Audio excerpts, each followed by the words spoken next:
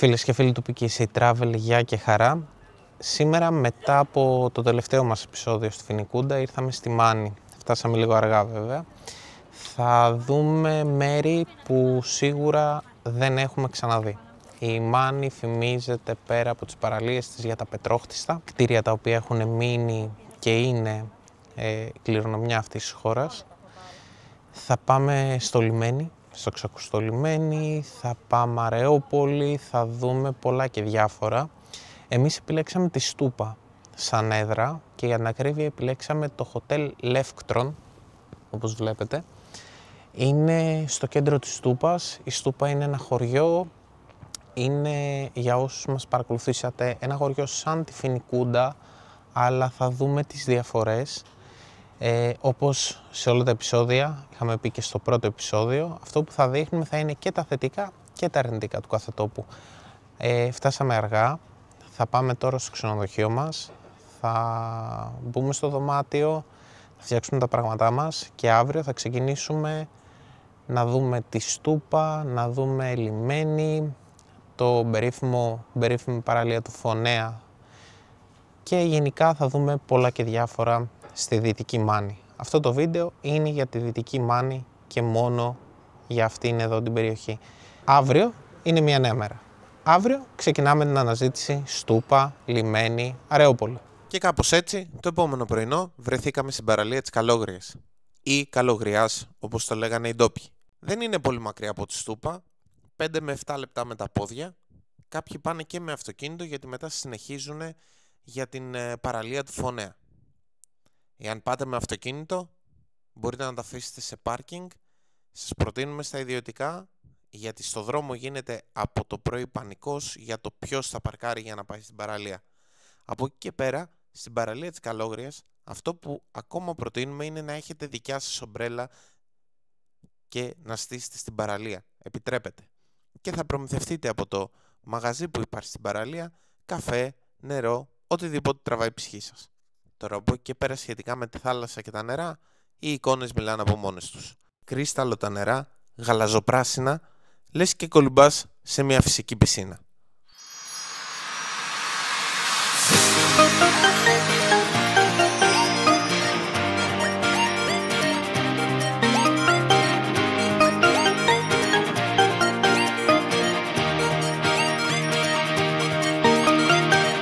Επόμενη στάση στο ταξίδι μας, η παραλία του Φωνέα. Μια παραλία όχι πολύ μακριά από την Καλόγρια που ήμασταν πριν, ούτε και από τη Στούπα, αλλά καλό είναι να μεταφερθείτε εκεί οδικός. Επίσης είναι καλό να πάτε νωρίς. Στο πάρκινγκ γίνεται ένας χαμός για να βρεις να παρκάρεις το αυτοκίνητό σου. Η παραλία δεν είναι οργανωμένη, οπότε καλό είναι να έχετε μαζί σας ομπρέλα.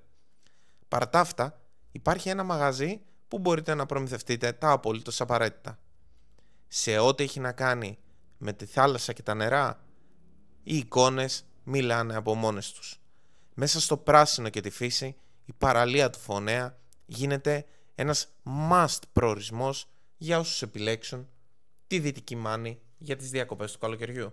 Απόγευμα πλέον, γυρίσαμε στη βάση μας, ετοιμαστήκαμε και βγήκαμε για μία βόλτα στο χωριό που εδρεύαμε, στη Στούπα. Ένα χωριό όνειρο μπροστά στη θάλασσα, με τρομερό ηλιοβασίλεμα όπου και να βρεθείς πάνω στον πεζόδρομο.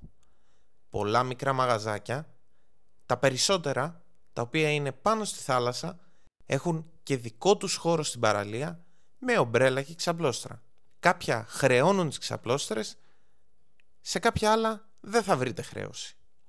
Αλλά και πάλι η χρέωση που θα βρείτε είναι πολύ μικρή, οπότε επιλέξτε το σημείο που σας αρέσει και απλά απολαύστε το μπάνιο σας. Προφανώς και όσοι έχετε όμως τη δικιά σας ομπρέλα και τη δικιά σας καρέκλα, μπορείτε να την τοποθετήσετε στην παραλία και να απολαύσετε το μπάνιο σας. Το χωριό της Στούπας είναι ένα χωριό που πάρα πολύ παλιά ήταν ένα απλό ψαροχώρι. Τώρα λόγω του τουρισμού έχει ανέβει πάρα πολύ. Θα βρείτε πολλούς τουρίστες. Δεν μας έκανε εντύπωση το ότι βρήκαμε αρκετούς τουρίστες στο δρόμο μας. Μας έκανε εντύπωση η οργάνωση που υπήρχε. Από τις 8 και μετά ο πεζόδρομος ήταν καθαρά πεζόδρομος. απαγορευόντουσαν τα πάντα. Όλος ο οικισμός, όσο και να έχει ανέβει, κρατάει ένα πράγμα: τη φιλοσοφία και την νοοτροπία της Μάνης. Υπήρχαν κτίρια στο χωριό της Στούπας, πετρόχτιστα. Δεν έχουν χάσει τη μανιάτικη νοοτροπία και τη μανιάτικη φιλοσοφία. Αυτό είναι πολύ καλό, όπως επίσης και ότι τα περισσότερα από τα καταλύματα, τα νοικιαζόμενα δωμάτια ή ακόμα και ξενοδοχείο βρήκαμε, το οποίο ήταν χτισμένο σε αυτή την νοοτροπία. Οι τιμές τώρα στο χωριό ήταν πάρα πολύ καλές και αυτό δεν μου έκανε τόσο εντύπωση, γιατί όταν βλέπεις έναν τόπο σωστά οργανωμένο, να δέχεται τον τουρισμό, να δέχεται ανθρώπους, τότε ξέρεις ότι πολύ απλά αυτός ο τόπος δεν πάει για να οικονομήσει τα πολλά λεφτά, αλλά να εξυπηρετήσει σωστά αυτούς που έρχονται να απολαύσουν ό,τι δίνει αυτός ο τόπος.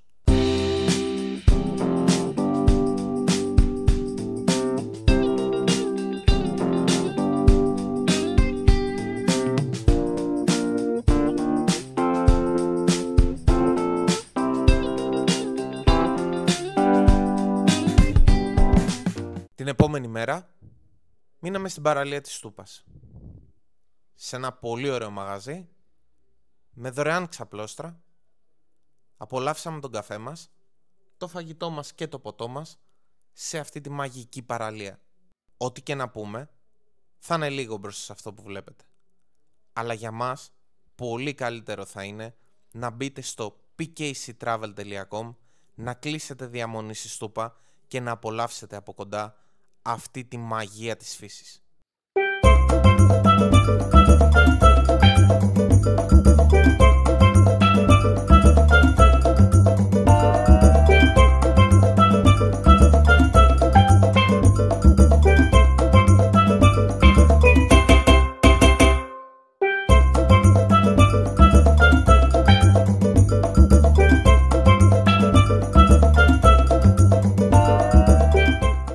Εκείνο το απόγευμα δεν επιλέξαμε να φύγουμε από το χωριό, αλλά να μείνουμε εκεί. Στην άκρη του χωριού, υπερυψωμένο, είναι ένα εστιατόριο, το Stupa Restaurant.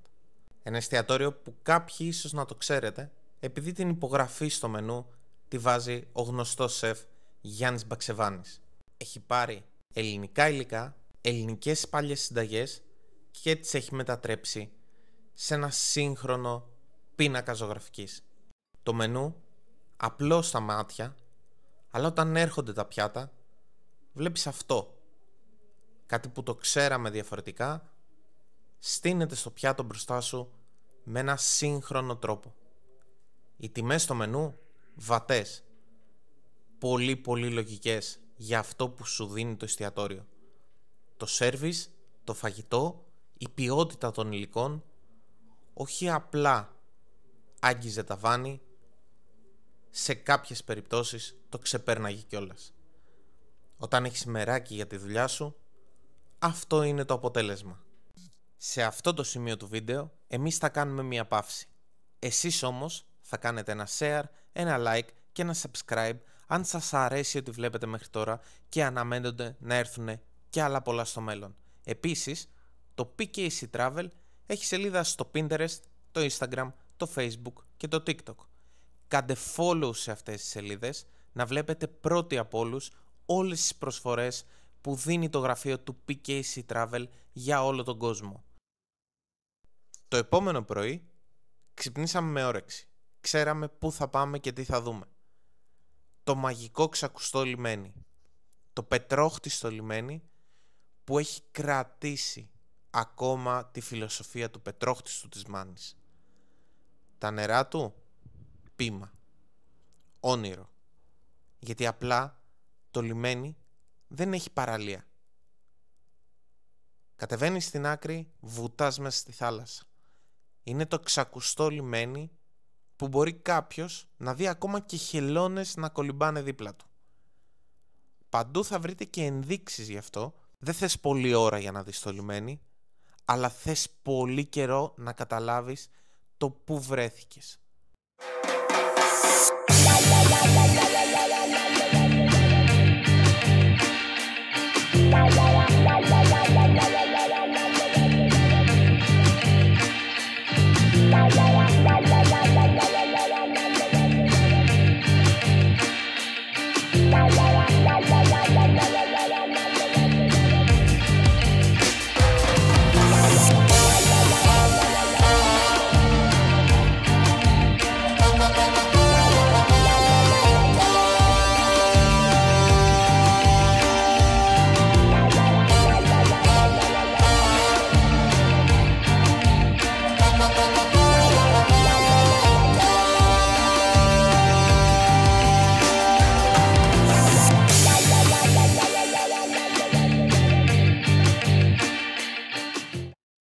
Το τέλος του ταξιδιού μας θα μας έβρισκε στην ξακουστή Αρεόπολη.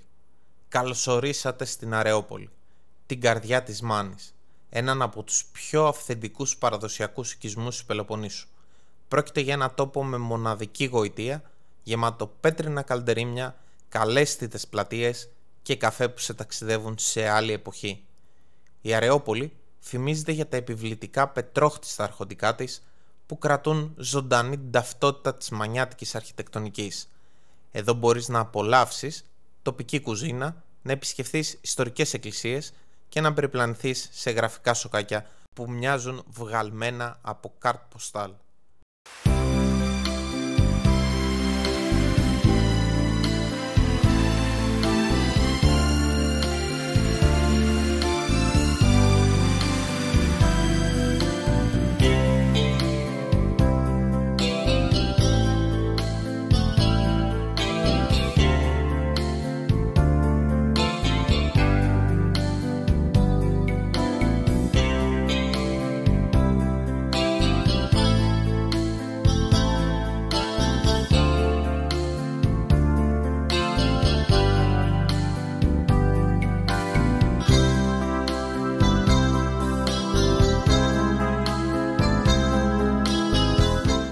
Η Αρεόπολη πήρε το όνομά της από το θεό του πολέμου τον Άρη. Υπήρξε το κέντρο της Επανάστασης του 1821. Εδώ οι μανιάτες σήκωσαν τη σημαία της ελευθερίας στις 17 Μαρτίου. Από αυτή την ιστορική στιγμή η πόλη έπαιξε καθοριστικό ρόλο στον αγώνα της ανεξαρτησίας. Τα πετρόχτιστα σπίτια, οι πύργοι και οι εκκλησίες θυμίζουν μέχρι και σήμερα το αγωνιστικό και περήφανο πνεύμα της Μάνης. Σημαντικός ήρωας της Αρεόπολης ήταν ο Πετρόμπης Μαυρομιχάλης, ο αρχηγός της Μάνης και προτεργάτης της Επανάστασης, που με τη γενναιότητα και την ηγετική του μορφή σημάδεψε την ιστορία του τόπου.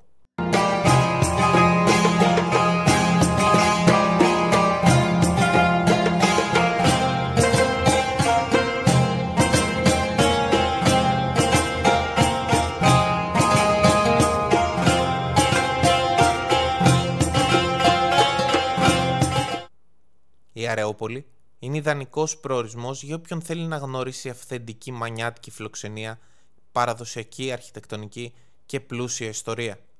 Εδώ θα ζήσεις εμπειρία που συνδυάζει τον πολιτισμό, τη γεύση και την ατμόσφαιρα ενός αληθινού ελληνικού θησαυρού.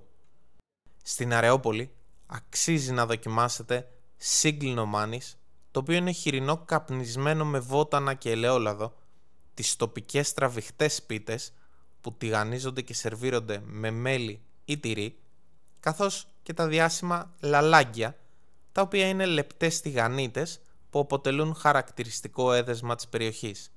Μην παραλείψετε, καθώς θα φεύγετε από την Αρεόπολη, να προμηθευτείτε τον ντόπιο ελαιόλαδο της Μάνης. Θεωρείται από τα καλύτερα της χώρας. Έτσι κι εμείς χαθήκαμε μέσα στα σοκάκια της Αρεόπολης, ζήσαμε τον παλμό της Αρεόπολης και νιώσαμε για λίγες ώρες ότι είμαστε ένα μέρος αυτού του ιστορικού τόπου. Έτσι επιλέγουμε να κλείσουμε αυτό το βίντεο εδώ από την Αρεόπολη. Ένα μέρος που είναι γνωστό και το καλοκαίρι έχει πάρα πολύ κόσμο. Όμως αυτό το οποίο λίγοι γνωρίζουν είναι ότι η Μάνη δεν είναι μόνο η Αρεόπολη, δεν είναι μόνο το λιμένι, δεν είναι μόνο η στούπα που επισκεφθήκαμε κι εμείς. Είναι κι άλλα πάρα πολλά μικρά χωριά, χωμένα μέσα στα βουνά, μπροστά σε παραλίες, που απλά περνάμε και δεν δίνουμε σημασία. Όλη η Ελλάδα είναι γεμάτη από τέτοια μέρη. Ελπίζουμε πως μέσα από τα δικά μας βίντεο, πολλοί θα είστε που θα επιλέξετε ένα από αυτά τα μέρη για να περάσετε τις διακοπές σας.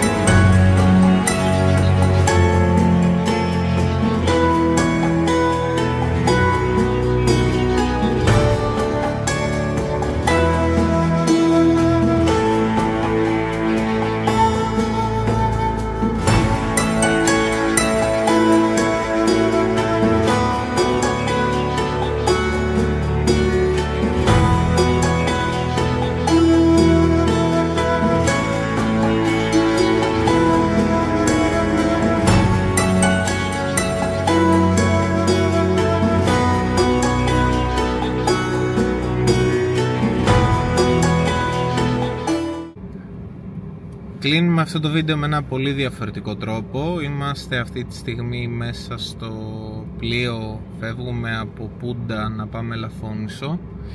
Αυτό θα το δείτε σε ένα άλλο επεισόδιο. Είπαμε ότι σε κάθε βίντεο που πηγαίνουμε θα κλείνουμε με τα θετικά και με τα αρνητικά. Ας ξεκινήσουμε από τα θετικά. Δυτική Μάνη, Αρεόπολη όπως είδατε στο βίντεο, λιμένη. Δεν πήγαμε Νέο Ήτυλο και αυτό ήταν ένα δικό μας λάθος. Στούπα, Καρδαμίλη είδαμε και τις παραλίες της Στούπας, του Φωνέα. Πώς λεγόταν η άλλη παραλία? Στην Καλόγρια. Τα θετικά, όπως προείπα, είναι ότι είναι απίστευτα τα νερά. Λιμένη και στην Καλόγρια απίστευτα νερά και στη Στούπα. Εμείς είχαμε σαν έδρα τη Στούπα, όπως είπαμε και στην αρχή του βίντεο. Επιλέξαμε τη Στούπα γιατί είναι ένα χωριό το οποίο θα βρεις τα πάντα και σε πολύ πολύ λογικές τιμές. Ειλικρινά με αυτά που ακούω και που βλέπουμε γύρω γύρω, οι τιμές είναι πάρα πολύ λογικές στη Στούπα. Προτείνουμε να πάτε να φάτε στο εστιατόριο Στούπα, ένα μενού το οποίο το δημιούργησε και το επιβλέπει ο πασίγνωστος σεφ ο Γιάννης ο Μπαξεβάνης. Έχει την υπογραφή του, κάποιοι θα πούνε ότι είναι πανάκριβο, είναι από τα πιο φθηνά μενού που μπορείτε να βρείτε. Έχει πιάτα με 8-9 ευρώ, 2 πιάτα μπορείτε να πάρετε μπροστά στη θάλασσα. Είναι ένα απίστευτο τοπίο εκεί που έχουν το εστιατόριο. Να πάμε τώρα στα υπόλοιπα θετικά, που είναι η θέα, τρομερό ηλιοβασίλεμα από διάφορα μέρη. Δεν χρειάζεται να κινείς το αυτοκίνητο. Από τις 8 και μετά στο δρόμο της Στούπας μπροστά στη θάλασσα, στον πεζόδρομο, απαγορεύονται τα αυτοκίνητα. Αυτό για μένα είναι πάρα πολύ θετικό. Και πάμε λίγο σε ένα αρνητικό, το οποίο δεν μπορώ να καταλάβω γιατί συνεχίζεται. Στην παραλία στην Καλόγρια υπάρχει ένα beach bar. Καθώς έχεις παρκάρει πάνω, συμβουλεύω να πάτε πάρα πολύ πρωί. Ακόμα και σε ιδιωτικά πάρκινγκ που υπάρχουν θα πληρώσετε, αλλά να πάτε πρωί. Η τιμή είναι, προτιμήστε για μένα το ιδιωτικό, το πάρκινγκ είναι 2 ευρώ. Καθώς λοιπόν κατεβαίνεις κάτω και ομπρέλες να έχεις, για μένα όσοι έχετε και βλέπετε αυτό το βίντεο, καλό είναι πάρτε μαζί σας τις ομπρέλες, κατεβάστε τις κάτω, μπορείτε να τοποθετήσετε εκεί στις ομπρέλα. Αν τις έχετε στα μάξι και κατέβετε χωρίς αυτές, θα βρεθούν ξαφνικά και θα σας πούνε 35 ευρώ το σετ και 40 ευρώ η πρώτη γραμμή. Οκ, δεκτό. Η ένστασή μου είναι πώς γίνεται όταν σε μεγάλα μπιτσόμπαρα, να το πω έτσι απλά, ακούς κάτι 100 ευρώ, 150 ευρώ, 200 ευρώ πρώτη γραμμή και σου λέει η δεύτερη γραμμή είναι 50 ευρώ κάτω. Εδώ η πρώτη γραμμή ήταν στα 40 και πίσω που καθόσουν 35. Δεν το καταλαβαίνω. Γενικά λίγο είναι ένα θέμα αυτό με τα beach bar. Δεν ξέρω, εδώ το Υπουργείο έχει κάνει κάτι πολύ λάθος, γιατί παρότι υπάρχει εφαρμογή, παρότι μπορείς να κάνεις την ένστασή σου, δεν έχει γίνει κάτι. Δεν έχει γίνει, σας το λέω, δεν έχει γίνει τίποτα. Το καλό μετά στις παραλίες είναι ότι μπορείς να έχεις τη δυο σου ομπρέλα, να τη στήσεις, κανένας δεν θα σου πει τίποτα, λογικές τιμές στους καφέδες, φαΐ πάρα πολύ καλό παιδιά στη Μάνη, και στην Αρεόπολη που φάγαμε βράδυ και στο λιμένι, παντού πολύ πολύ καλό φαΐ και πολύ λογικές τιμές. Αυτά από τη Δυτική Μάνη. Μεγάλο μας λάθος που δεν είδαμε Νέο Ήτυλο. Κάποια στιγμή στο μέλλον ελπίζω να μας ξαναφέρει ο δρόμος να δούμε Νέο Ήτυλο. Όπως είπα στην αρχή, μας βλέπετε, κάντε like, κάντε subscribe. Το pksa.com είναι το site όπου και εμείς κλείσαμε το ξενοδοχείο μας. Hotel Electron, εκεί επιλέξαμε να μείνουμε με πρωινό. Και τώρα, όπως είπα, πάμε Ελαφώνησο. Αυτό είναι σε ένα άλλο βίντεο, δεν θα το δείτε τώρα. Πάμε να δούμε το νησί. Έχω ακούσει τα καλύτερα. Και να δούμε και τη φημισμένη παραλία του Σίμου. Αξίζει να το κάνετε. Εμείς κατευθείαν από Μάνη ήρθαμε να πάρουμε το πλοίο.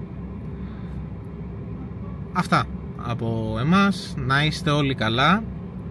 Επίσης να τονίσουμε και ένα πράγμα, ότι δεν ξέρω πού οφείλεται αυτό, αλλά ήθελα να το πω. Σηκωθήκαμε 15 Αυγούστου ψάχνοντας να βρούμε μία εκκλησία. Δεν ξέρω ειλικρινά αυτό το κράτος για τον τουρισμό πώς βλέπει την έννοια του τουρισμού. Άκουγα παιδιά να ψάχνουν να βρούνε, που ήρθαν από κάπου αλλού και ψάχναν να βρούνε μία εκκλησία να ψάχνουν καιρή και ήταν όλες κλειστές. Και μάθαμε ότι τι να κάνουν εκεί οι έρμοι ιερείς, πηγαίνανε και σε άλλες εκκλησίες. Οκ. Είναι πολύ καλό αυτό που κάνει το ελληνικό κράτος. Στον τουρισμό τα δίνει όλα. Αφού παίρνει εκατομμύρια, τα δίνει. Μπράβο. Αυτά. Να είστε όλοι καλά. Θα τα πούμε στο επόμενο επεισόδιο που θα μιλήσουμε για Ελαφώνησο. Ελπίζω να πάτε κι εσείς Δυτική Μάνη, αξίζει. Να είστε καλά, γεια σας.